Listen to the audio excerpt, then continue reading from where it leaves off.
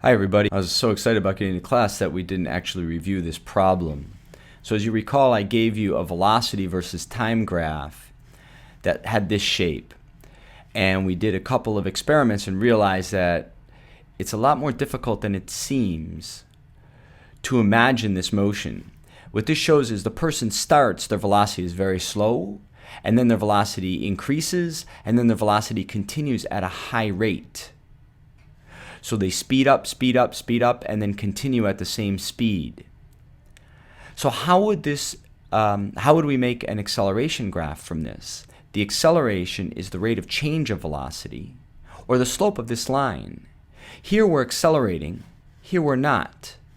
The acceleration is positive in that the velocity is getting bigger in the positive direction. So we'd have an acceleration graph that looks something like this. We have a constant acceleration. Why constant? Because this line is relatively straight, is it not? So the velocity is increasing at a constant rate, and then the velocity settles at a constant velocity, or a rate of change of 0. So there's no acceleration. Now how about displacement? We could start anywhere, but let's say we start at 0. And we're not moving because the velocity is 0. So therefore, in the first period of time, we shouldn't move anywhere. And this line should be flat. And then as time moves on, the velocity increases, which means this should increase at an increasing rate, and this should be curved upward.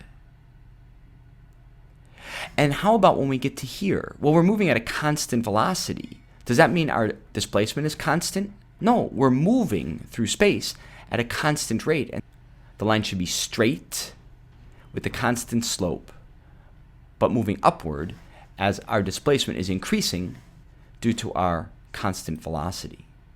And so here we see a slope of 0, meaning the velocity is 0.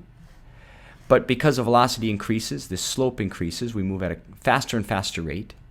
And now here, we continue moving along at a constant velocity.